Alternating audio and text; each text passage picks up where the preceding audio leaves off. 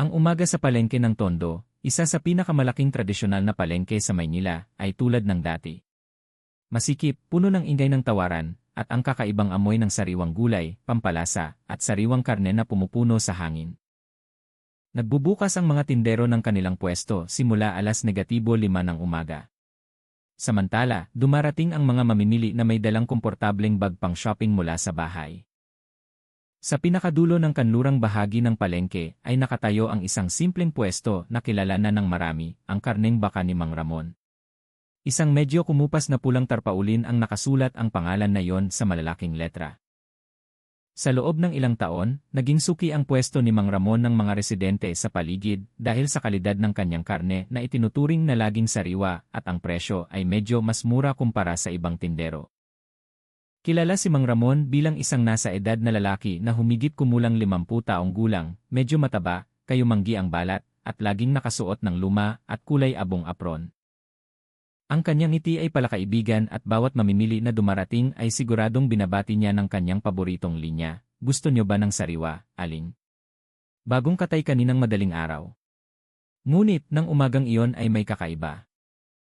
Ilang tindero sa paligid ang nagsimulang tingnan ang pwesto ni Mang Ramon ng may pagtataka. Mula pa madaling araw, abala na siya, mas abala kaysa dati. Mas marami ang dinala niyang karne at ang amoy na lumalabas sa kanyang pwesto ay medyo kakaiba. Hindi amoy bulok, ngunit hindi rin ang karaniwang amoy ng sariwang karneng baka na naamoy sa palengke. Saan kinuha ni Mang Ramon ang karne? Ang dami-dami, tanong ni Aling Nena, ang tindera ng gulay na katabi niya.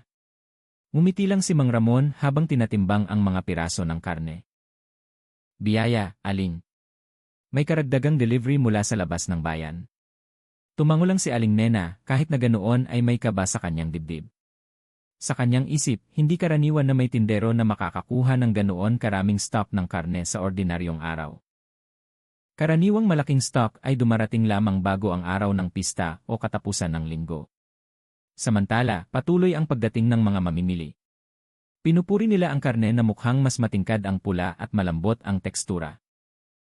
Ang ganda ng karne, Mang. Mas malambot kaysa dati, sabi ng isang suki na nagngangalang Aling Susan habang binabayaran ang kanyang pinamili. Ngumiti lang ng bahagya si Mang Ramon.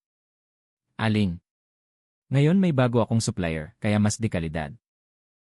Lumipas ang araw ng walang kapansin-pansing pangyayari, ngunit nagsimula ng kumalat ang tsismis.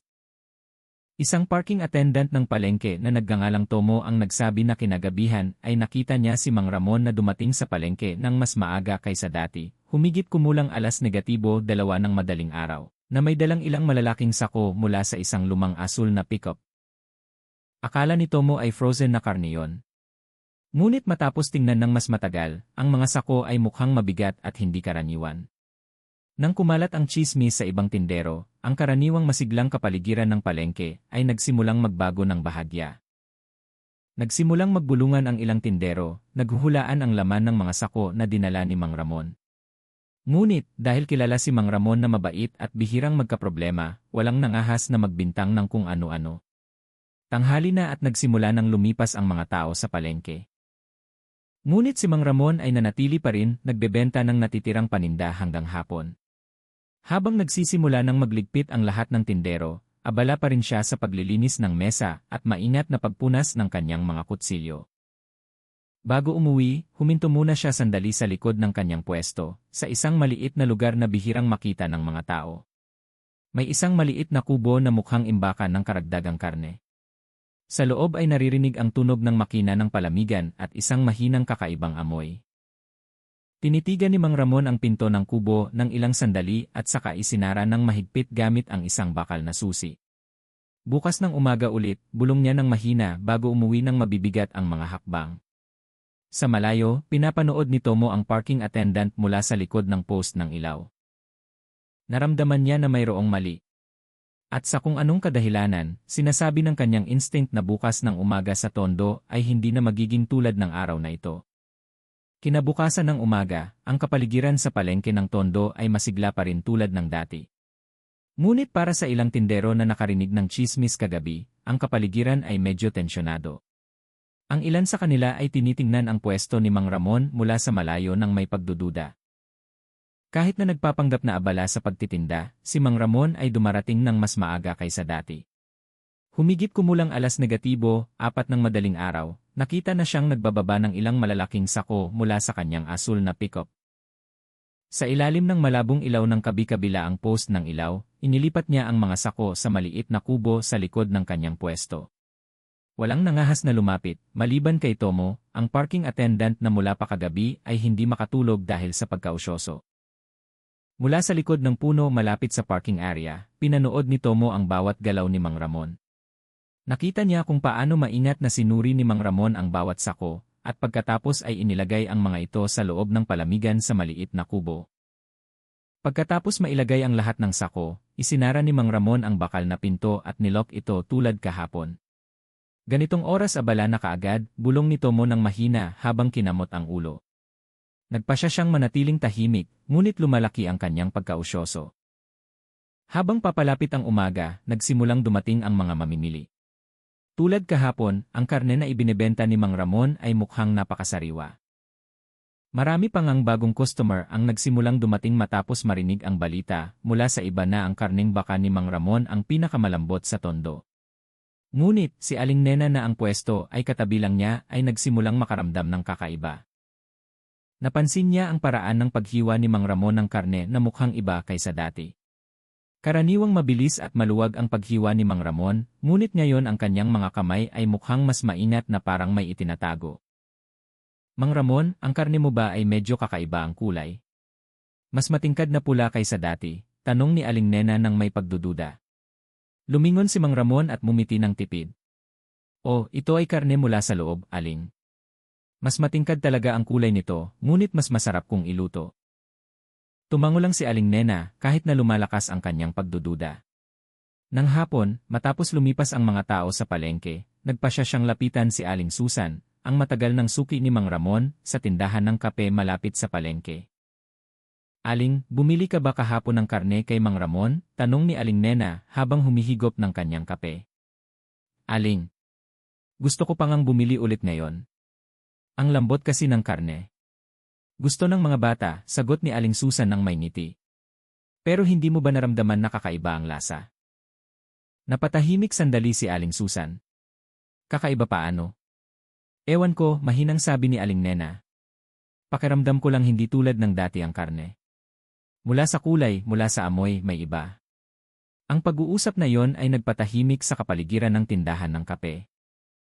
Ang ilang ibang customer na nakaupo sa katabing mesa ay nakikinig din. At ang chismis ay nagsimulang kumalat ng mas malawak. Hindi na lang sa mga tindero, kundi pati na rin sa mga residente sa paligid ng palengke. Kinagabihan. Si Tomo na puno pa rin ng pagkausyoso ay sa wakas ay naglakas loob na alamin ang totoo. Naghintay siya hanggang umuwi ang lahat ng tindero at talagang tahimik na ang palengke. Nagsimula nang mamatay ang mga ilaw. Ilang maliliit na bumbilya lang ang nakasindi pa rin sa sulok ng kalye. Humigit kumulang alas negatibo 11 ng gabi, lumapit siya sa maliit na kubo sa likod ng pwesto ni Mang Ramon. Mahina ang ihip ng hangin sa gabi at naririnig ang tunog ng mga kuliglig sa malayo. Habang malakas ang tibok ng puso, sinubukan ni Tomo sumilip sa maliit na siwang sa kahoy na dingding ng kubo. Sa loob, malabo niyang nakita ang ilang malalaking puting sako at isang panghiwa na nakabalot ng tela. Ngunit ang pinakanakapukaw ng kanyang pansin ay ang kakaibang amoy na nanggagaling sa loob ng silid. Hindi amoy bulok, kundi malakas na amoy metal na halo sa malamig na hangin mula sa palamigan. Tinakpan ni Tomo ang kanyang ilong habang bumubulong, ano ba talaga ang tinatago niya rito? Ngunit bago pa man siya makalapit ng husto, may narinig siyang yabag mula sa likod. Mabilis siyang lumingon at nakita ang figura ni Mang Ramon na dahan-dahang naglalakad habang may dalang flashlight. Sino dyan? Malamig ngunit matigas ang boses ni Mang Ramon. Nagulantang si Tomo. Tumakbo siya palayo at nagtago sa likod ng isang walang laman na kariton. Pinigilan niya ang kanyang hininga ng buong lakas. Tinutukan ni Mang Ramon ang flashlight sa paligid at huminto mismo sa harap ng kubo. Binuksan niya ang padlock, sumilip sa loob, at pagkatapos ay ngumiti ng bahagya bago isinara ulit. Ligtas pa rin, bulong niya ng mahina. At pagkatapos ay umalis siya ng malayo. Nanginginig pa rin si Tomo. Alam niya na anuman ang itinatago ni Mang Ramon sa likod ng kubo ay hindi karaniwan. At simula noong gabing iyon, ang pagkausyoso ay naging takot. Ang ikatlong umaga sa palengke ng Tondo ay nagsimula ng mas masigla kaysa dati. Ang tsismis tungkol sa pwesto ng karne ni Mang Ramon ay kumalat na sa halos lahat ng tindero. May nag-aakalang tsismis lang iyon, ngunit hindi rin kaunti ang nagsimulang matakot bumili ng karne mula sa kanya. Sa kabila nito, abala pa rin ang pwesto ni Mang Ramon.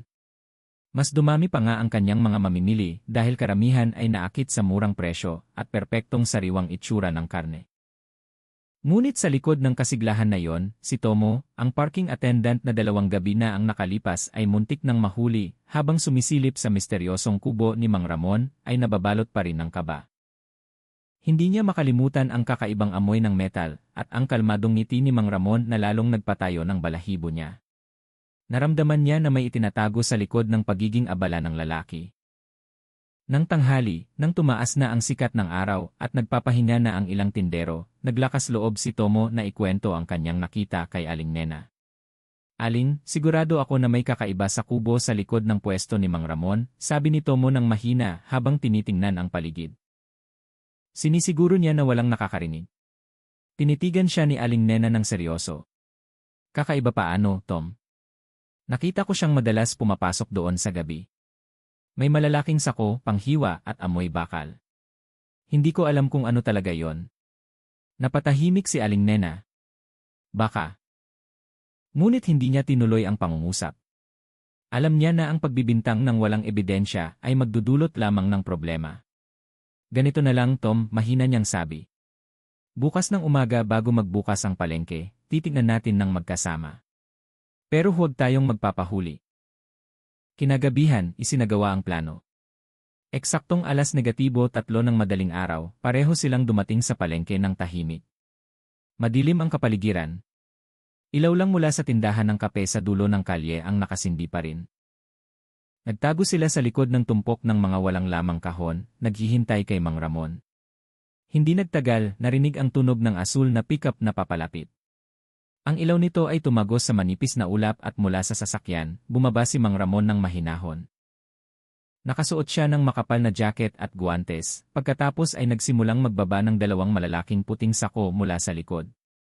Pinigilan ni Tomo at Aling Nena ang kanilang hininga habang sumisilip mula sa mga kahon. Mukhang mabigat ang mga sako. Mahirap na inilipat ni Mang Ramon ang mga ito sa maliit na kubo. Pagkatapos makapasok ang 2, binuksan niya ang bakal na susi, sinindihan ang ilaw sa loob, at saka isinara ng mahigpit ang pinto. Ang dilaw na ilaw mula sa loob ng kubo ay mahinang suminag, nagpapakita ng anino ng mabilis na paggalaw ng kamay na parang may sinisuri o hinihiwa. Tiningnan ni Tomo si Aling Nena. Dapat ba tayong magsumbong sa pulis? Bulong niya. Dahan-dahang umiling si Aling Nena. Tingnan muna natin. Kung talagang kakaiba, saka tayo magsusumbong. Pagkaraan ng ilang minuto, narinig ang tunog ng bagay na nahulog mula sa loob ng kubo. Sinundan ito ng mabilis na yabag. Bahagyang bumukas ang pinto at sa sandaling iyon, ang hangin sa gabi ay nagdala ng matapang na amoy ng metal na halo sa lamig ng makina ng palamigan. Ang amoy na iyon ay nagpasara agad ng ilong ni Aling Nena. Lumabas sandali si Mang Ramon, lumingon sa kaliwa at kanan, pagkatapos ay pumasok ulit. Sa mga sandaling iyon, isa sa mga sako na hindi pa niya nadala sa loob ay dahan-dahang gumulong sa lupa, bahagyang nakabukas sa dulo. Nang walang pag-aalinlangan, lumapit si Tomo nang magaan ang mga hakbang. Yumuko siya, tinutukan ang sako gamit ang maliit na ilaw ng kanyang cellphone. Lumaki ang kanyang mga mata. Ang sako ay naglalaman ng tumpok ng matingkad na pulang karne na mukhang napakasariwa, ngunit ang hugis ng hiwa ay hindi karaniwan. Mayroong mga ugat at hibla na mukhang pino, hindi tulad ng karaniwang hiwa ng karneng baka. Lumapit si Aling Nena at bumulong ng may takot. Tomo, hindi yan karneng baka, ano? Hindi sumagot si Tomo. Tinitigan lang niya ang sako habang malakas ang tibok ng kanyang puso. Biglang may narinig na mabigat na yabag na papalapit. Lumabas si Mang Ramon mula sa likod ng pinto, nagulat na makita ang kanyang sako na nakabukas. Hoy, sino ang humawak niyan? Agad na tumakbo pa atras si Tomo. Mahina ring sumigaw si Aling Nena at hinila siya palayo. Ngunit bago pa sila makatakas, nakatayo na si Mang Ramon sa harap ng kubo, nakatingin sa kanila ng matalim. Hindi niyo maintindihan. Ito ay tungkol lang sa negosyo, malamig niyang sabi. Ngunit ang tono niya ay matigas. Sinubukan ni Tomo na ipagtanggol ang sarili. Mang, nakita lang namin ang sako na nahulog. Hindi namin, umalis na kayo, sigaw ni Mang Ramon ng malakas, kaya agad silang tumakbo papalayo sa palengke. Pagdating sa pangunahing kalsada, nanginginig si Aling Nena. Tomo, sigurado ako na may mali. Kakaiba talaga ang hugis ng karne. Dahan-dahang tumango si Tomo. Kailangan nating magsumbong, Aling. Pero hindi pa ngayon. Kailangan natin ng matibay na ebidensya. Nang gabing iyon, umuwi silang dalawa ng balisa ang puso. Ngunit, nang hindi nila nalalaman, mula sa malayo, may isang lalaki na nakasuot ng itim na sombrero ang nakatayo malapit sa asul na pickup na nakatingin sa kanila. Itinaas niya ang kanyang cellphone at nagmamadaling nakipag-usap sa isang tao sa kabilang linya. Parang may nakakaalam na. Linisin agad ang lahat bago mag-umaga. At natapos ang gabi ng may tensyon sa hangin. Kinabukasan ng umaga, talagang magugulo ang tondo. Nang umagang iyon, ang palengke ng tondo ay mas magulo kaysa dati. Ang karaniwang maingay na boses ng mga tindero ay ngayon halo-halo na sa tunog ng pagkabahala at bulong-bulungan. Ang issue tungkol sa kakaibang karne mula sa pwesto ni Mang Ramon ay kumalat ng mas mabilis kaysa sa inaasahan. Marami pang ang suki na dati ay bumibili ng karne doon ay pinili na lumayo, nakatitig mula sa malayo habang mahina silang nagtatalo. Sabi nila kagabi may nakakita raw na hindi totoong karneng baka ang laman ng sako niya, sabi ng isang ginang sa harap ng pwesto ng gulay. Sabi ni Aling Nena at ng parking attendant ang nakakita, dagdag ng isa pa. Nasaan na sila ngayon? Sabi nila magsusumbong daw sila sa pulis. Samantala, si Mang Ramon ay patuloy pa rin sa pagtitinda na parang walang nangyari.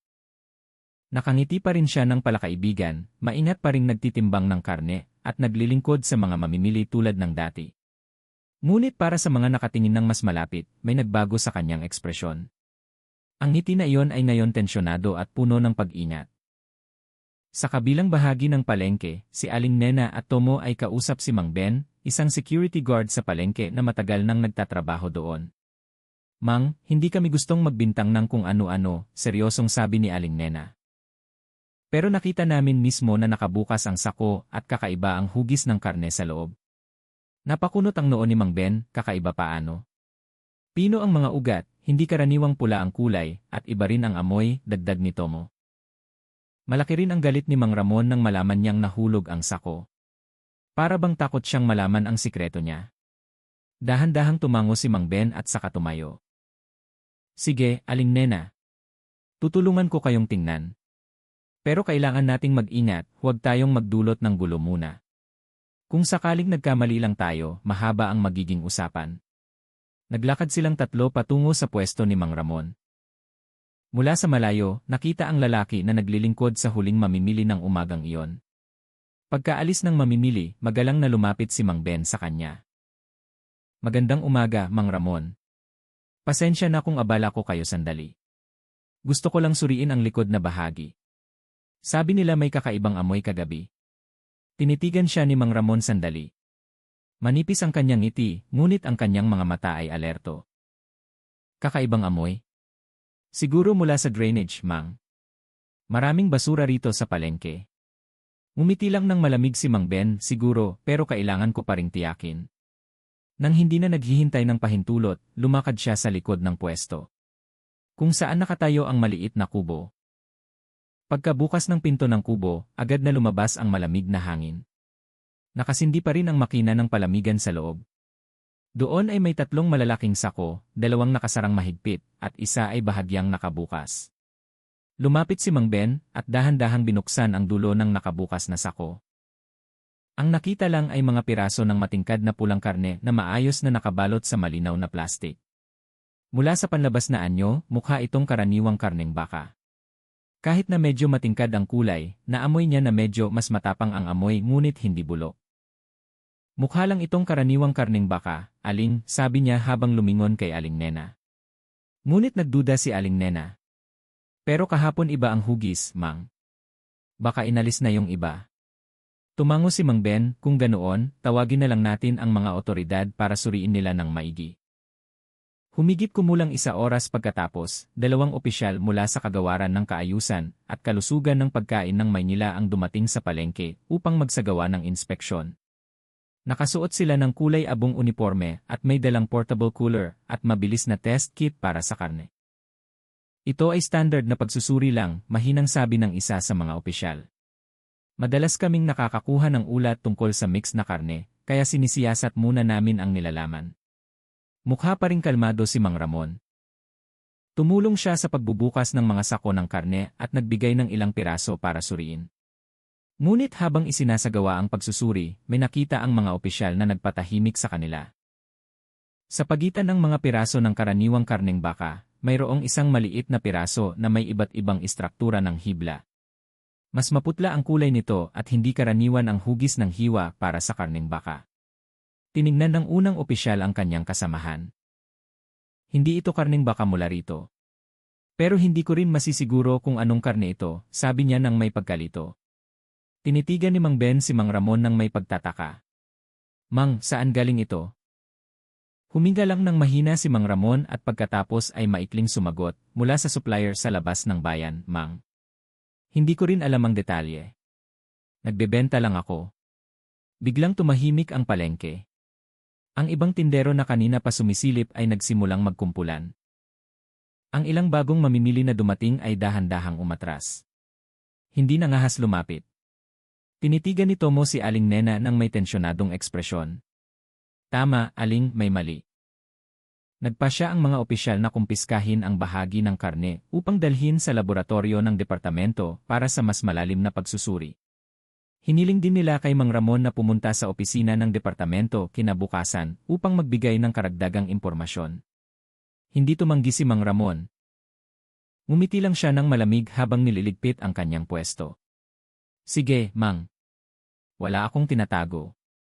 Ngunit nang umalis ang lahat, may nakita si Tomo mula sa malayo. Binuksan ni Mang Ramon ang likod ng kanyang pickup at sa loob ay mayroon pa ring isang malaking sako na hindi nasuri. Mabilis niya itong isinara at pinaandar ang makina ng sasakyan ng may malamig na ekspresyon. Dahan-dahang umalis ang sasakyan sa palengke. Habang tumataas na ang araw sa langit. At mula sa lalong humahabang anino sa lupa, nagsimula ng umusbong ang isang bagong misteryo. Saan niya dinala ang huling sako na yon? Kinabukasan ng umaga, ang kapaligiran sa Kagawaran ng Kaayusan at Kalusugan ng Pagkain ng Maynila ay mas abala kaysa dati. Ang 2 opisyal na kahapon ay nagsuri ng pwesto ni Mang Ramon ay balisa na naghihintay ng resulta ng laboratory test sa sample ng karne na dinala nila mula sa palengke ng Tondo. Karaniwang pormalidad lamang ang ganitong pagsusuri, ngunit ngayon ay iba. Mula nang una nilang makita ang kulay at hibla ng karne, naramdaman nilang may kakaiba.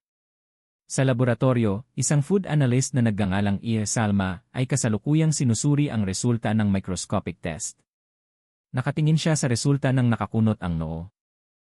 Pagkaraan ng ilang minuto, lumabas siya sa silid at tinawag ang pinuno ng departamento. Sir, mayroon na akong paunang resulta, seryoso niyang sabi. Ano? May mapanganib na sangkap, tanong ng pinuno ng departamento. Dahan-dahang umiling si E. Salma. Wala. Pero ang kakaiba, ang istruktura ng hibla at ang nilalaman ng protina ay hindi tugma sa karneng baka. Hindi rin ito baboy, kambing o manok. Hindi tugma ang sample na ito sa data ng karaniwang hayop na inaalagaan. Napatahimik ang pinuno ng departamento. Ang ibig kong sabihin, hindi ko pa masisiguro ang pinagmulan ng karneng ito, maingat niyang sagot. Pero ang malinaw, hindi ito karneng baka tulad ng sinasabi ng nagbebenta. Agad na nagpatahimik sa opisina ang balitang iyon. Nagpasya ang departamento na agad na tawagin si Mang Ramon upang magbigay ng karagdagang paliwanag. Samantala, sa kanyang simpleng bahay na nasa baryo ng San Andres, si Mang Ramon ay mukhang nakaupo ng tahimik sa balkonahe. Ang kanyang asul na pickup ay nakaparada sa likod bahay, natatakpan ng malaking tarp. Sa kanyang mukha ay walang bakas ng pagkabahala, sa halip ay mukha siyang kalmado. Para bang matagal na siyang naghanda para sa sitwasyong ito. Lumapit ang kanyang asawa, si Aling Rosa, na may balisang mukha. Kuya, narinig ko sa kapitbahay. Ang karne sa pwesto mo ay sinuri raw ng departamento. Sabi hindi raw baka. Tinignan siya ni Mang Ramon at mumiti ng bahagya. Hayaan mo silang suriin. Wala akong ginagawang mali. Pero bakit ka mukhang kalmado? Dahil ang lahat ay nangyayari ayon sa dapat. Ang mga salitang iyon ay lalong nagpakunot ng noo kay Aling Rosa. Gusto pa sana niyang magtanong ng mas malalim, ngunit tumayo na ang kanyang asawa at naghanda ng umalis. Tinawag ako ng departamento. Ipagdasal mo na sana ay maging maayos ang lahat. Pagkaraan ng ilang oras sa opisina ng departamento, dumating si Mang Ramon na nakasuot ng maayos na damit at may magalang na ngiti. Sinalubong siya ng mga opisyal na nagsusuri at 2 miyembro ng pulisya na sumama upang saksihan ang proseso ng paglilinaw. Sa ibabaw ng mesa, nakahanda na ang resulta ng laboratory test. Sinimulan ng opisyal ang pag-uusap ng mahinahon. Mang Ramon, batay sa resulta ng pagsusuri, ang karneng ibinebenta nyo ay ligtas naman kainin, ngunit hindi ito baka tulad ng sinasabi nyo. Maaari nyo bang ipaliwanag kung saan galing ang karneng ito? Tiningnan ni Mang Ramon ang resulta ng walang ekspresyon. Sabi ko na kahapon, galing iyan sa supplier sa labas ng bayan, sa bandang Bulacan. Sila ang nagde-deliver sa akin tuwing 2 linggo. Alam nyo ba ang pangalan o eksaktong address ng supplier na yon? Nanahimik sandali si Mang Ramon at pagkatapos ay sumagot, alam ko lang tawagin si Mang Dado. Siya ang direktang naghahatid. Hindi kailanman gumagamit ng resibo. Maingat na itinala ng opisyal, sige, pero kung walang legal na ebidensya at hindi malinaw ang pinagmulan ng karne, kailangan naming pansamantalang suspindihin ang inyong permit para magbenta hanggang matapos ang investigasyon. Dahan-dahang tumango lang si Mang Ramon. Sige, Mang. Pero maniwala kayo na wala akong ibinebenta na ipinagbabawal. Sinusubukan ko lang matugunan ang pangangailangan ng mga customer. Kalmado ang kanyang boses, ngunit sa likod ng kalmadong iyon ay mayroong tila itinatago. Nagkatinginan ang mga opisyal, nakaramdam ng kakaiba sa kanyang sobrang kalmadong saloobin. Samantala, sina Tomo at Aling Nena na nakarinig ng balita tungkol sa pagsusuri ay nagpasya na pumunta sa palengke upang kumpirmahin. Nagulat sila nang makita na ganap na walang laman ang pwesto ni Mang Ramon ng umagang iyon. Ang mesa ng paghihiwa, timbangan, maging ang pulang tarpaulin na nakasulat ang karneng baka ni Mang Ramon ay wala na. Mga bakas lang ng malamig na tubig sa sahig na parang bagong linis. Ang bilis niyang magligpit, bulong ni Tomo. Tiningnan ni Aling Nena ang paligid. Sabi nila sinisiyasat pa rin. Bakit umalis? Tiningnan ni Tomo ang daan palabas ng palengke, kung saan may bakas ng gulong ng malaking sasakyan na dumaan kaninang madaling araw. Sigurado akong may tinatago siya, Aling. Ang huling sako na iyon ay hindi pa nasuri. Sa ibang lugar, sa gilid ng maliit na kagubatan malapit sa baryo ng San Andres, narinig ang mahinang tunog ng pickup na huminto. Mula sa loob ng sasakyan, bumaba si Mang Ramon na may dalang malaking sako na nakita ni Tomo dati. Tiningnan niya ang paligid, sinisigurado na walang tao, at pagkatapos ay binuksan ang sako. Ang laman nito ay karne na, ngunit ngayon ay mukhang mas malalaking piraso. Nakabalot sa makapal na plastik na may label na sulat kamay. Espesyal na order. Huminga ng malalim si Mang Ramon. Tinitigan niya ang mga piraso ng karne ng matagal. Pagkatapos ay bumulong, ang mga tao, alam lang ang lasa, pero ayaw malaman ang pinagmulan. Isinara niya ng mahigpit ang sako, at pagkatapos ay dinala ito sa maliit na kubo sa gilid ng kagubatan. Sa loob ng kubo, may ilang malalaking freezer, digital na timbangan, at isang bulletin board na may listahan ng pangalan ng mga customer at dami ng order. Ngunit sa sulok ng silid, mayroong mas kahina-hinala. Tumpok ng mga walang lamang sako na may mahinang pulang mansa at mga ginamit na plastic wrap. Lahat ay maayos na nakasalansan, na parang bahagi ng isang proseso na matagal nang nagaganap. Umupo si Mang Ramon sa kahoy na upuan, tinitingnan ang listahan ng order isa-isa. Akala nila lahat karaniwang karneng baka lang ito. At siguro hayaan na lang ganoon. Nagsimulang umulan ng mahina sa tondo. Sa opisina ng departamento. Ang karagdagang resulta ng pagsusuri mula sa Central Laboratorio ay natanggap lang sa pamamagitan ng email. Binasa ito ng isa sa mga opisyal ng may tensyonadong mukha at pagkatapos ay tiningnan ang kanyang kasamahan. Hindi ito mula sa anumang uri ng hayop na inaalagaan, mahina niyang sabi. Kinunot ng noo ng kanyang kasamahan. Ang ibig mong sabihin, nilunok ng opisyal ang kanyang laway. Ang mga hibla ay nagpapakita ng mga katangian na hindi maipaliwanag ng karaniwan. Pero katulad ng mga organ tissue na hindi kinakain ng tao. Nagpatahimik ang silid at sa ibang lugar, sa gitna ng madilim na kagubatan ng Tondo, ang ilaw sa kubo ni Mang Ramon ay nakasindi pa rin, tinututukan ang malaking sako na ngayon ay handa ng ipadala. Nang umagang iyon, ang hangin sa Tondo ay mas malamig kaysa dati. Ngunit ang kapaligiran sa himpilan ng pulisya ng Tondo ay lalong uminit matapos dumating ang opisyal na ulat mula sa kagawaran ng kalusugan ng pagkain sa mesa ng investigador. Ang ulat na iyon ay naglalaman ng kumpletong resulta ng pagsusuri sa sample ng karne mula sa pwesto ni Mang Ramon at ang nilalaman nito ay nagpatahimik sa lahat ng nagbasa ng matagal. Sa ulat na iyon ay nakasulat, ang sample ay hindi nagpapakita ng pagiging tugma sa tissue ng karaniwang hayop na kinakain. Kinakailangan ang field investigation upang matiyak ang pinagmulan ng karne. Tiningnan ni Police Major Benji Reyes, ang hepe ng Tondo Police, ang ulat ng may seryosong ekspresyon. Kung hindi karning baka, ano ito? Mahina niyang tanong. Ang opisyal na nagbigay ng mga dokumento ay sumagot, hindi pa rin namin alam, sir. Pero nag-aalala na ang mga residente. Sabi nila, natatakot ang mga tindero sa palengke kung malaki talaga ang kasong ito. Huminga ng malalim si Major Reyes. Sige, hindi tayo dapat magbintang ng kung ano-ano. Pero dahil pumasok na ang ulat na ito, kailangan nating tiyakin ang pinagmulan nito. Pagkatapos ay inutusan niya ang dalawa niyang miyembro, sina Police Officer Jessa at Police Corporal Joel, na pumunta sa bahay ni Mang Ramon sa baryo ng San Andres. Samantala, sa kanyang bahay, si Mang Ramon ay mukhang naghahanda. Inilagay niya ang ilang dokumento sa isang maliit na bag, isinara ang drawer ng mesa, at sinigurado na mahigpit na nakasara ang pinto sa likod. Ang kanyang asul na pickup ay nakaparada tulad ng dati sa bakuran, ngunit ngayon ay walang laman ang likod nito.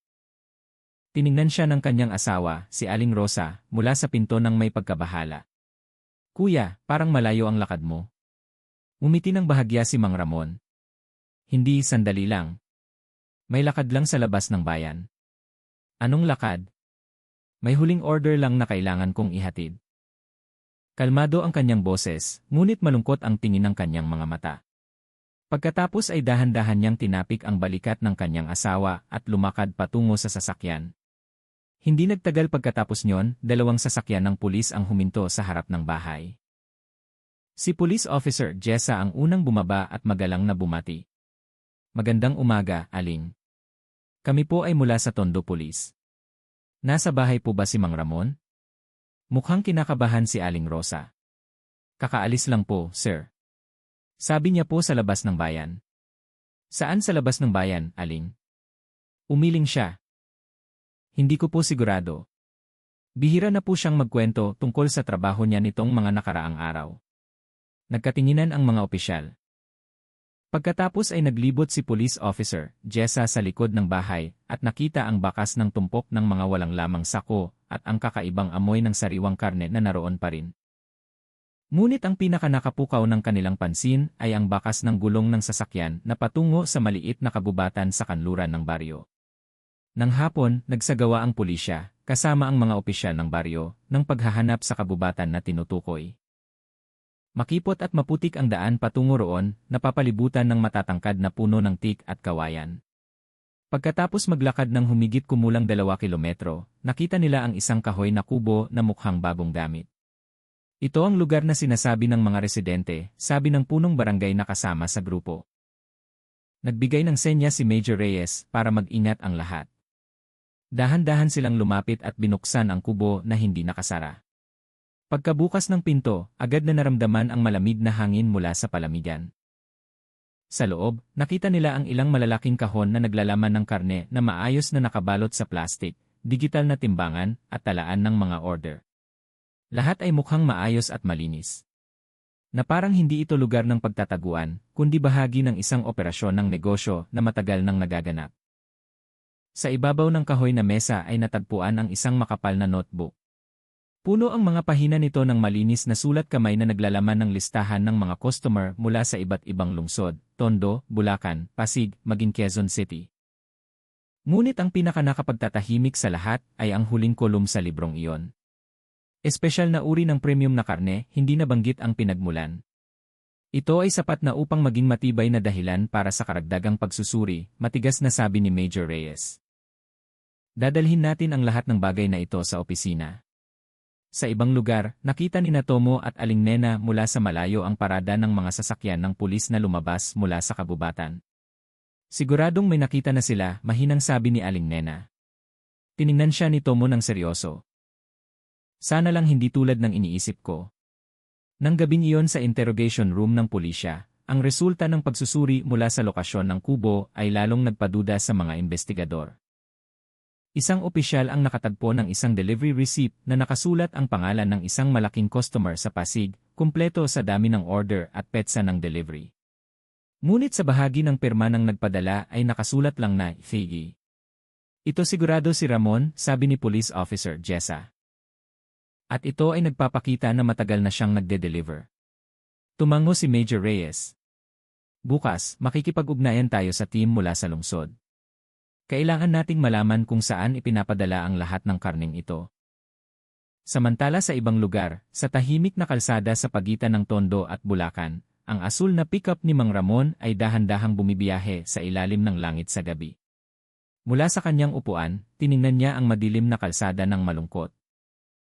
Sa likod ng pickup ay may malaking sako na hindi pa nasuri ng kahit sino.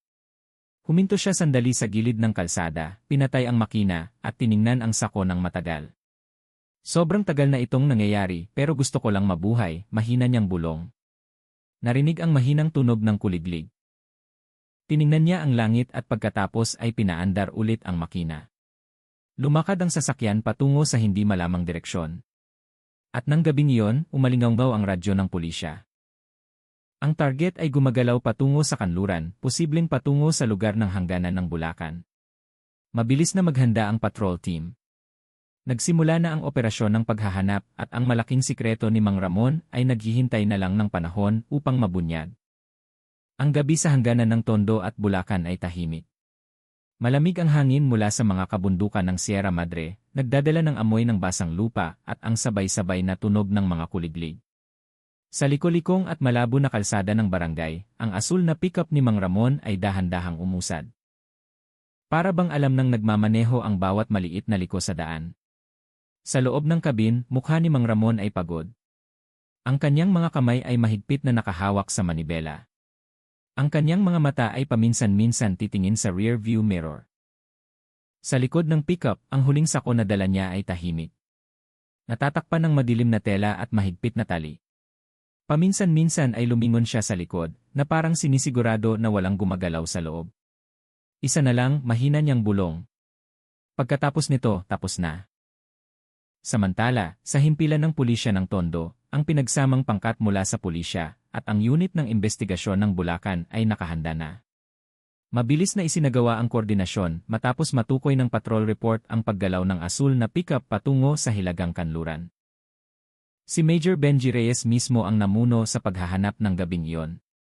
Gumagamit ang target ng isang open back na sasakyan na asul na may peking plaka. Huwag agad magsasagawa ng pag-aresto. Siguraduhin na ligtas ang pisikal na ebidensya, matigas niyang sabi sa pamamagitan ng radyo. Dalawang sasakyan ng patrol ang dahan-dahang sumunod sa direksyon ng yes na nagpapakita ng signal ng sasakyan.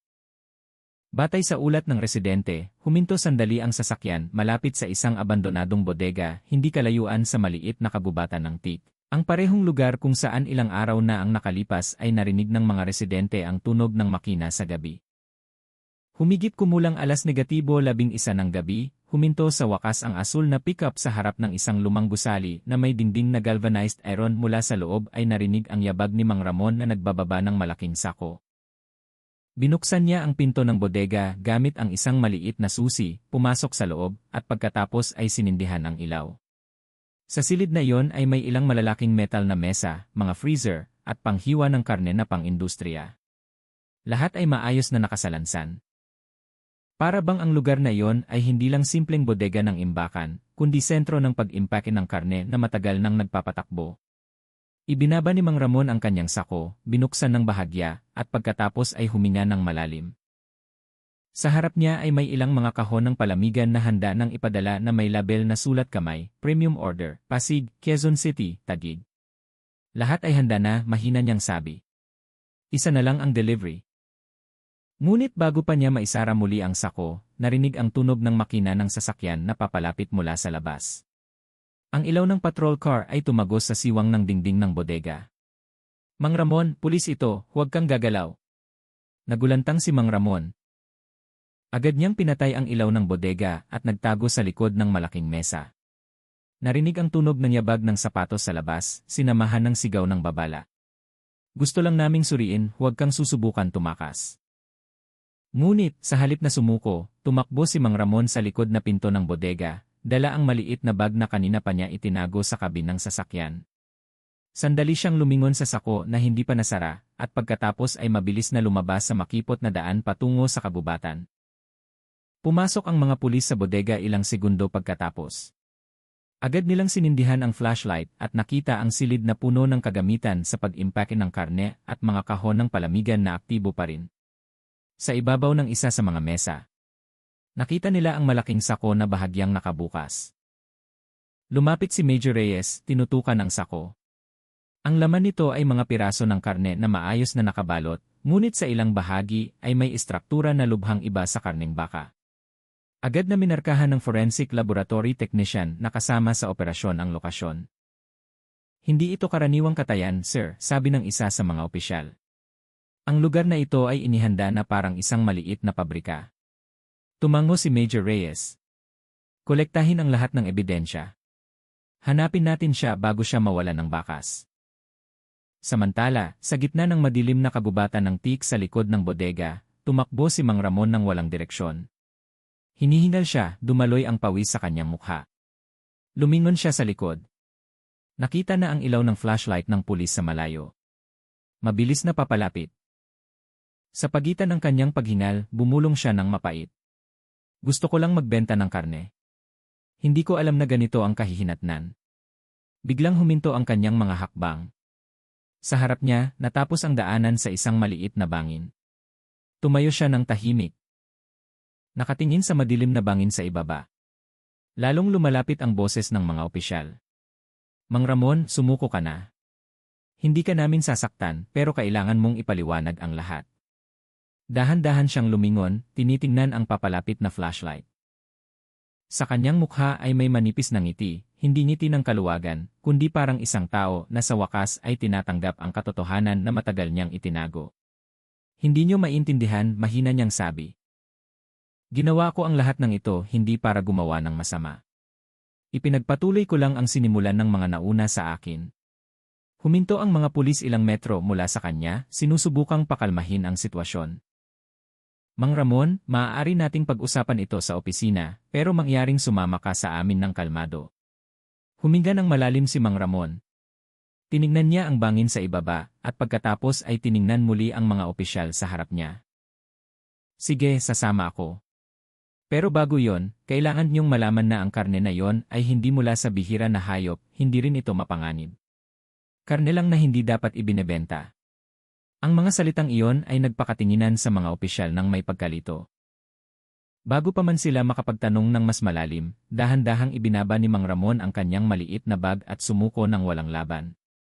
Pagkaraan ng ilang oras, dinala siya sa himpilan ng pulisya ng Tondo para suriin.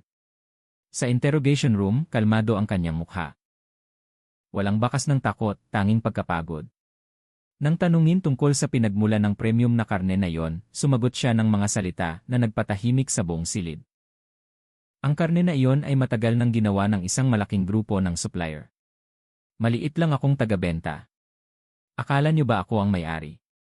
Maliit lang akong bulong sa mahabang kadena. Tiningnan siya ng matalim ni Major Reyes. Anong grupo ang tinutukoy mo? Tiningnan ni Mang Ramon ang diretsyo sa harap.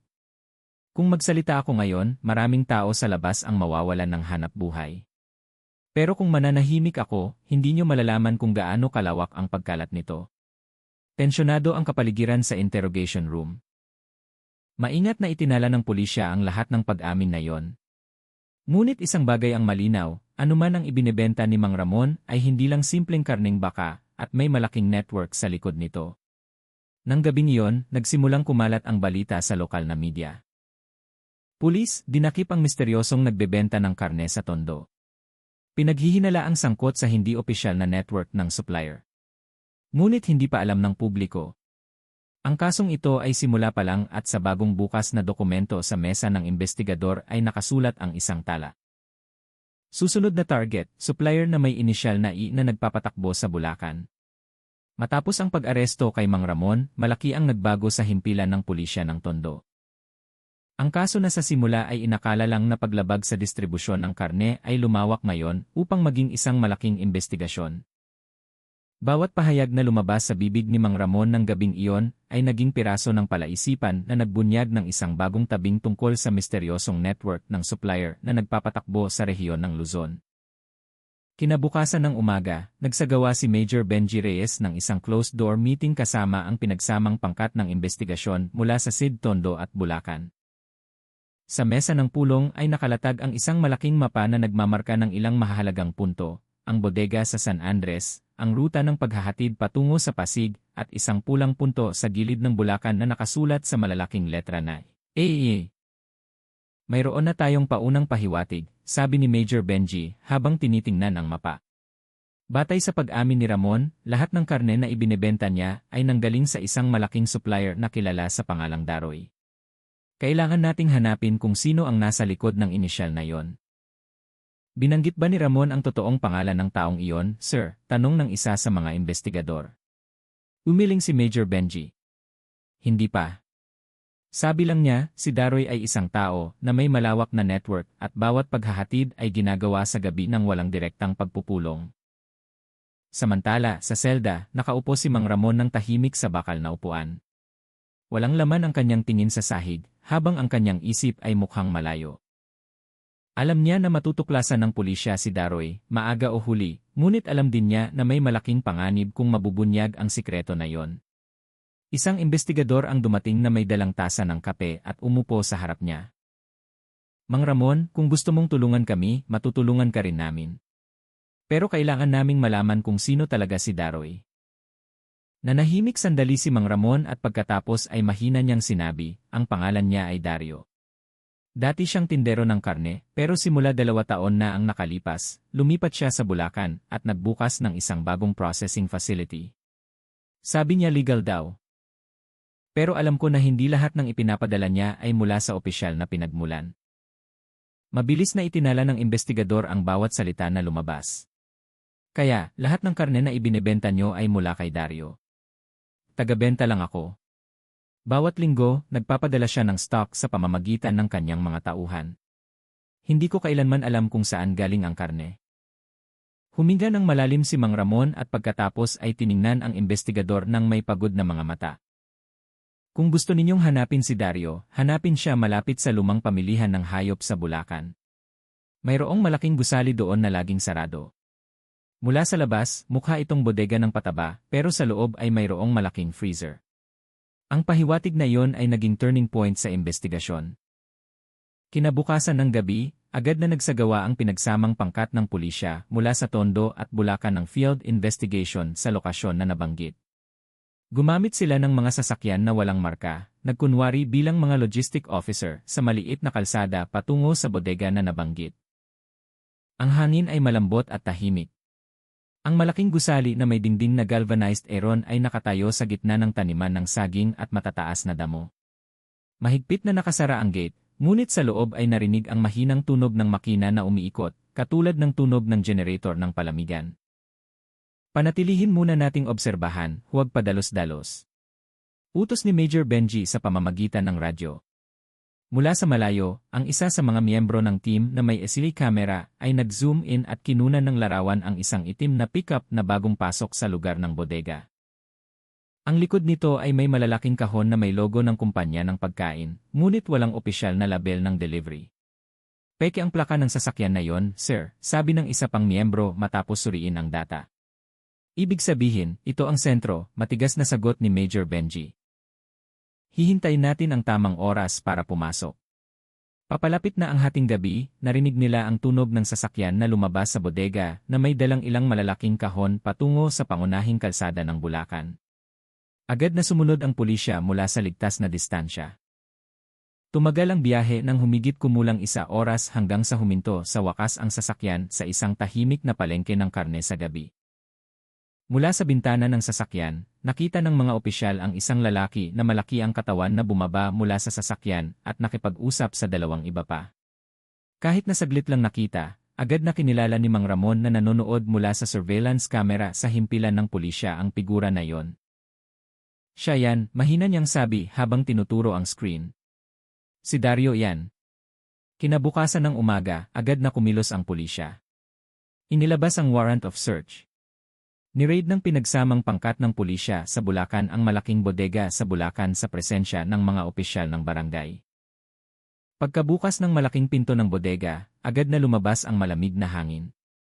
Sa loob ay may mga linya ng panghiwa ng karne na pang-industriya, higanting freezer, at otomatikong digital na timbangan na gumagana ng walang tigil. Sa bawat panig, daan-daang kahon ng palamigan ang maayos na nakasalansan na may label ng destinasyon, Pasig, Tondo, Quezon City, Taguig.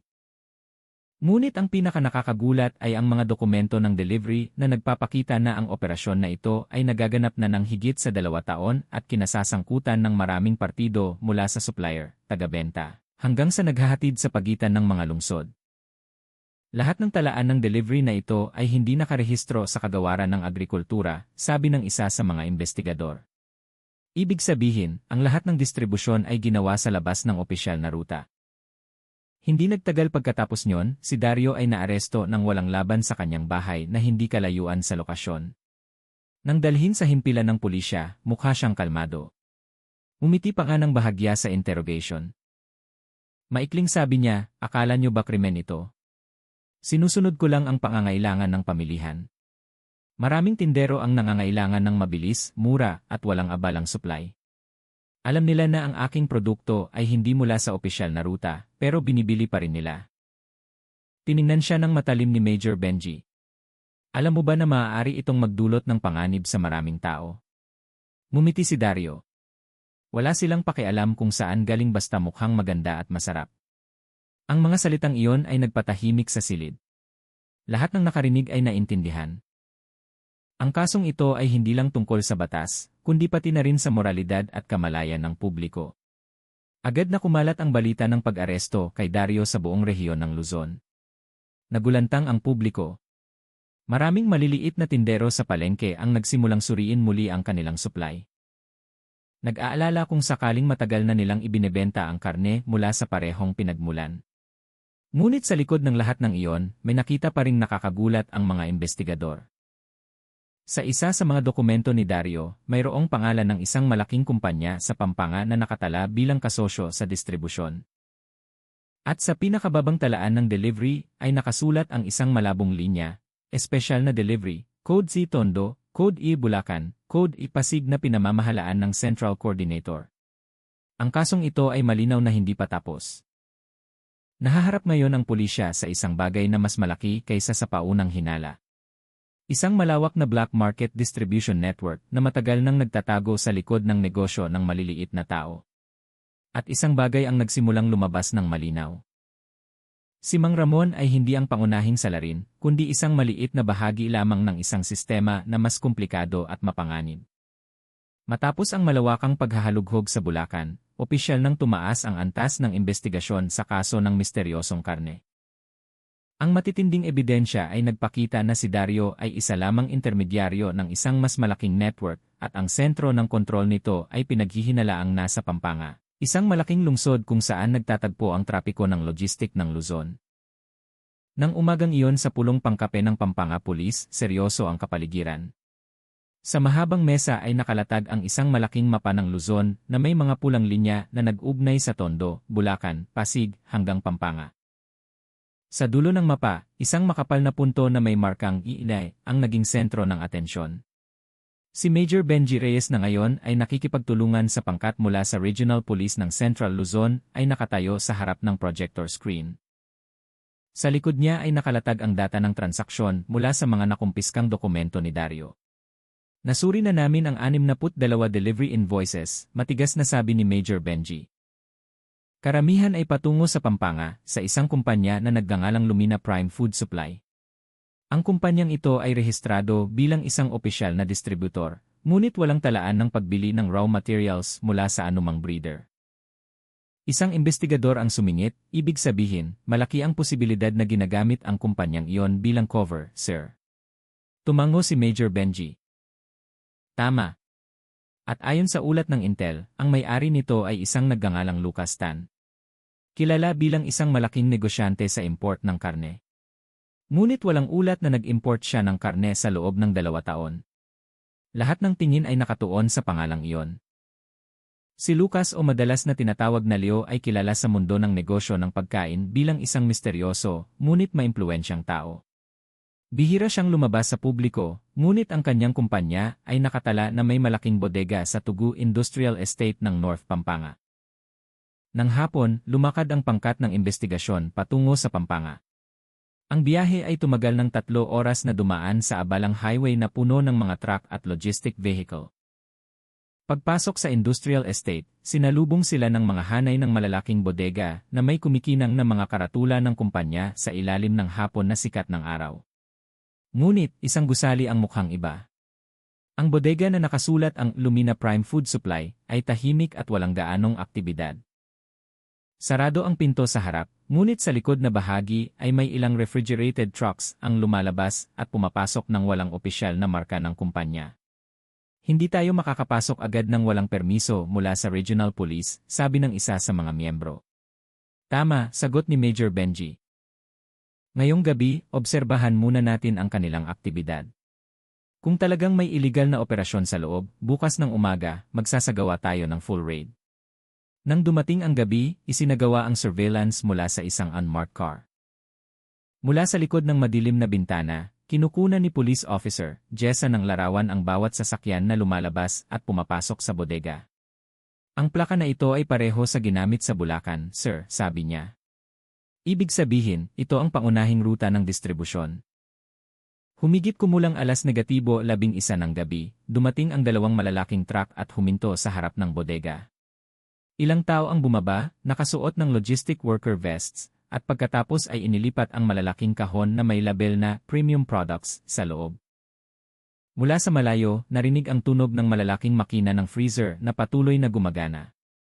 Inobserbahan ni Major Benji mula sa binocular at mahina niyang sinabi, ang lugar na ito ay aktibo sa gabi tulad ng pattern ng delivery ni Dario. Malapit na tayo sa sentro nito. Kinabukasan ng umaga, dumating ang pinagsamang pangkat mula sa Regional Police, Kagawaran ng Kalakalan, at Bureau of Quarantine na may dalang opisyal na warrant of search. Sumalungat sandali ang security guard ng bodega, ngunit sa huli ay binuksan ang malaking pinto matapos ipakita ng pulisya ang legal na permiso. Pagkapasok nila, talagang nakakagulat ang nakita. Hanay ng mga panghiwa ng karne na pang-industriya, higanting freezer, at otomatikong digital na timbangan ang pumuno sa silid. Sa bawat panig, daan-daang kahon ng palamigan ang maayos na nakasalansan na may label ng delivery sa iba't ibang lungsod sa Luzon. Ngunit, ang pinakanakapukaw ng atensyon ay ang dokumento at administrative room sa ikalawang palapag. Doon ay natagpuan ang napakakumpletong digital data ng delivery, na nakasulat ang mga pangalan ng mga taga-benta, ang dami ng tonnage, schedule ng delivery, maging ang taripa per kilo. Hindi ito maliit na operasyon, sir, sabi ng batang investigador habang binabasa ang computer screen. Ito ay kabilang na sa kategorya ng isang illegal na distribution network na may provincial scale. Hindi nagtagal pagkatapos nyon, dumating si Lucas Tan sa lokasyon. Mukha siyang kalmado kahit napapalibutan ng mga otoridad. Mayroon akong kumpletong business permit, matigas niyang sabi. Lahat ng aktibidad dito ay legal. Ngunit, ipinakita ni Major Benji ang dokumento na natagpuan sa computer. Kung ganoon, maaari nyo bang ipaliwanag kung bakit ang karamihan sa mga delivery ay hindi nakatala sa tax system at opisyal na distribution? Umiti lang ng bahagya si Leo. Dahil ang ilang mamimili ay ayaw dumaan sa opisyal na ruta. Gusto nila ng murang presyo at mabilis na proseso. Sinusunod ko lang ang pangangailangan ng pamilihan. Kaya, alam nyo na ang supply ng karning ito ay hindi ayon sa batas, tanong ulit ni Major Benji. Hindi ko kailanman tinanong ang pinagmulan, kalmado na sagot ni Leo. Tindero lang ako. Ang mahalaga ay maganda ang kalidad. Ang pahayag na yon ay naging mahalagang ebidensya sa kaso. Pagkatapos ay kinumpiska ng mga otoridad ang lahat ng karne sa bodega upang suriin sa laboratorio at tiyakin ang uri at kalidad nito. Ang paunang pagsusuri ay nagpakita na ang karamihan sa karne ay mula sa hindi rehistradong pinagmulan, kabilang ang ilan na hindi nakakatugon sa pamantayan ng pagkain ng tao. Agad na kumalat ang balitang ito sa publiko. Nagulantang muli ang publiko. Ang mga tradisyonal na palengke sa Tondo, Bulacan, at mga kalapit na lugar ay agad na nagsagawa ng sariling pagsusuri sa kanilang stock ng karne.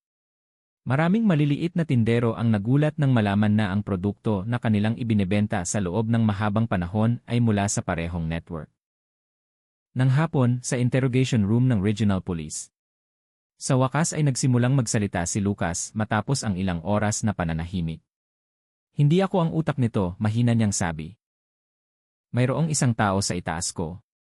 Siya ang nag-aayos ng lahat ng ruta na ito simula sa illegal na import hanggang sa lokal na distribusyon. Tiningnan siya ng matalim ni Major Benji. Sino ang taong iyon? Yumuko sandali si Leo at pagkatapos ay maikling sumagot. Ang pangalan niya ay kilala lang bilang Central Coordinator. Walang nakakaalam ng kanyang mukha, pero bawat malaking transaksyon ay kailangan munang aprobahan niya. Agad na tumahimik ang silid. Ang pangalan ng Central Coordinator ay ngayon ang bagong susi sa malaking kasong ito. At sa labas ng Regional Police Building, naghihintay na ang mga mamamahayag. Isa sa mga headline ng balita ng hapon na iyon ay nagsasabi, kaso ng misteryosong karne sa Tondo at Bulacan, umabot sa Pampanga. Pinaghihinalaang may malaking utak sa likod ng network ng supplier. Ngunit sa likod ng ingay ng balita at atensyon ng publiko, isang bagay ang hindi pa nasasagot. Sino ba talaga ang Central Coordinator na iyon at paano posible na ang network na ito ay nanatili ng maraming taon nang hindi natutuklasan? Ang isang maliwanag na umaga sa North Pampanga ay hindi nag-alis ng tensyon sa opisina ng Regional Police ng Central Luzon. Ang malaking kaso ng pagkalat ng misteryosong karne ay ngayon ay nasa huling yugto na ng investigasyon. Matapos ang pag-aresto kay Lucas Tan, ang pangkat ng investigasyon ay nakatuon ngayon sa paghahanap sa taong tinutukoy ni Lucas bilang Central Coordinator, ang utak ng buong iligal na operasyon na nagpagulat sa Tondo, Bulacan, at Pampanga. Sa isang espesyal na pulong pangkape, si Major Benji Reyes, kasama ang pinagsamang pangkat, ay sinuri ang pinakabagong resulta ng investigasyon. Sa malaking screen ay nakalatag ang distribution network na kanilang namapa. Si Mang Ramon, ang maliit na tagabenta sa Tondo, si Dario, ang pangunahing supplier sa Bulacan, si Lucas, ang malaking distributor sa Pampanga, at ang Central Coordinator, ang nagkokontrol sa lahat ng ruta. Alam na natin kung sino ang nasa mababa at gitnang antas, sabi ni Major Benji.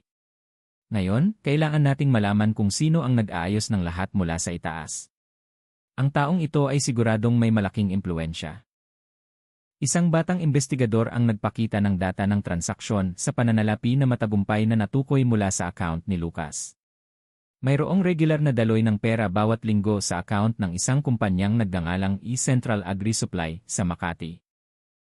Ngunit ang kakaiba, ang kumpanyang iyon ay walang pisikal na opisina, tanging isang virtual na address.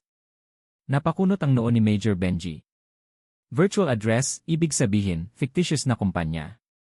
Iyan sigurado ang lugar ng money laundering. Tinitigan niya ang screen ng seryoso. Humihingi tayo ng tulong sa cybercrime unit para matukoy ang may-ari ng account na yon. Pagkaraan ng ilang oras, lumabas ang resulta ng pagtukoy. Ang pangalan na lumabas sa screen ay nagpatahimik sa lahat ng nasa silid. Leonardo Leo Cortez, isang dating opisyal ng kagawaran ng kalakalan na ngayon ay kilala bilang isang business consultant ng pagkain sa iba't ibang lalawigan. Imposible, gulat na sabi ng isa sa mga investigador. Tiningnan ni Major Benji ang mga dokumento ng matalim. Kaya sa loob ng mahabang panahon, ang taong dapat na nagbabantay sa kalakalan ay siyang nag-aayos ng iligal na ruta. Ipinaliwanag ng investigador ng cybercrime, tama, sir. Lahat ng permit sa transportasyon, sertipikasyon, at peking dokumento ng delivery ay inilabas sa pamamagitan ng network na inayos niya.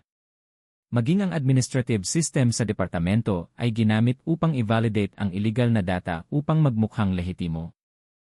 Nang hapon, agad na lumuwas ang pangkat patungo sa Makati, nakipagtulungan sa SID National Capital Region para sa pag-aresto. Ang operasyon ay isinagawa ng tahimik sa isang gusali ng opisina sa Kuningan area, kung saan karaniwang nagtatrabaho si E. Cortez bilang konsultant. Pagkapasok ng pangkat, nakita nila ang silid na puno ng mga dokumento ng export-import, computer server, at malalaking talaan ng transaksyon na nag-ugnay sa kanya kina Lucas at Dario. Sa isa sa mga monitor screen ay nakasulat ang isang internal monitoring system na may markang EC. Maikling salita para sa Central Processor na lumabas na operational code para sa Central Coordinator. Nang pumasok ang pulisya, hindi nagulantang si E. Cortez. Sa halip ay numiti siya ng bahagya. Sa wakas, nakarating din kayo rito, kalmado niyang sabi. Tiningnan siya ng matigas ni Major Benji. Mayroon kaming ebidensya na kinokontrol mo ang buong illegal distribution chain na ito. Hindi illegal, malamig niyang sagot. Sistema lang na hindi kinikilala ng gobyerno. Gumawa ako ng alternatibong ruta ng distribusyon dahil masyadong komplikado at mabagal ang opisyal na ruta. At alam mo ang posibleng resulta na maaaring kumain ang publiko ng hindi nararapat na karne. Maliit na panganib lang iyan sa isang malaking sistema. Ang mahalaga ay bilis, hindi katapatan. Ang pahayag na yon ay nagpatahimik sa silid. Ngunit para sa pulisya, sapat na yon bilang pag-amin. Agad na kinumpiska ang lahat ng dokumento, digital system, at transaksyon sa pananalapi. Pagkatapos ay dinala si E. Cortez sa himpilan para sa karagdagang pagsusuri. Pagkaraan ng ilang araw, isang malaking press conference ang isinagawa sa opisina ng Regional Police ng Central Luzon. Sa harap ng mga mamamahayag, ipinaliwanag ni Major Benji ang kumpletong kronolohiya ng kaso na nagpagulat sa 3 rehiyon. Si Mang Ramon ay maliit lang na tagabenta na bumibili ng karne kay Dario. Nakakuha si Dario ng supply mula kay Lucas sa Pampanga. Si Lucas ay lumabas na isang distributor lamang ng isang malaking sistema na kinokontrol ni E. Cortez, ang Central Coordinator. Sa loob ng 2 taon, ang network na ito ay nagkalat ng karne mula sa hindi opisyal na pinagmulan sa higit sa 12 lungsod sa Central Luzon at Southern Luzon. Lahat ng aktibidad ay isinagawa sa labas ng legal na pagbabantay at walang sertipikasyon sa kalusugan. Agad na naging national headline ang balitang iyon. Ang mga video clip ng investigasyon, pag-aresto, at opisyal na pahayag ng pulisya ay kumalat sa social media. Ang mga residente na dati ay nakarinig lang ng balita tungkol sa kakaibang nagbebenta ng karne ay ngayon ay alam kung gaano kalawak at organisado ang network na yon. Samantala, sa selda ng Provincial Police Office, nanonood si Mang Ramon ng balita sa maliit na telebisyon sa sulok ng silid. Huminga siya ng malalim, kaya pala, gawa pala ito ng malalaking tao, mahina niyang sabi. Maliit lang akong tao na natrap sa sistema. Isang investigador na dumaan ay tiningnan siya sandali at pagkatapos ay sinabi, at least ngayon alam na ng lahat na hindi ikaw ang utak. Mapait na umiti si Mang Ramon. Pero bahagi pa rin ako ng pagkakamali. Pagkaraan ng ilang linggo, isinagawa ang unang pagdinig ng malaking kaso na ito sa Regional Trial Court ng Pampanga. Hiningi ng tagausig ang mabigat na parusa para sa mga pangunahing salarin. Samantala, ang ilang partido na sangkot sa mas mababang antas ay nabawasan ang kanilang sentensya dahil sa kanilang kooperasyon sa investigasyon. Tinanggap ng publiko ang desisyon na yon ng may kaluwagan. Maraming maliliit na tindero ngayon ang mas maingat sa pagbili ng supply ng karne at pinahigpitan ng gobyerno ang sistema ng pagbabantay sa pagkain. Lumipas ang ilang buwan, bumalik sa normal ang tondo. Ang tindahan ng karne ni Mang Ramon ay permanenteng sarado na ngayon. Ngunit naaalala ng mga residente ito bilang isang mahalagang aral. Sa bulletin board ng palengke, naglagay ang kagawaran ng pagkain ng malaking sulat, suriin ang pinagmulan ng inyong karne. Ang katapatan ang pinakamahal na lasa sa mundo. At para sa maraming tao, ang kaso ng Itondo Meat Mystery ay hindi lang basta pagbebenta ng karning baka sa gilid ng kalsada, kundi paalala na sa likod ng simpleng negosyo ay maaaring itago ang isang malaking hindi nakikitang kadena. Isang kadena na maaari lamang putulin sa pamamagitan ng lakas ng loob at katapatan. Wakas.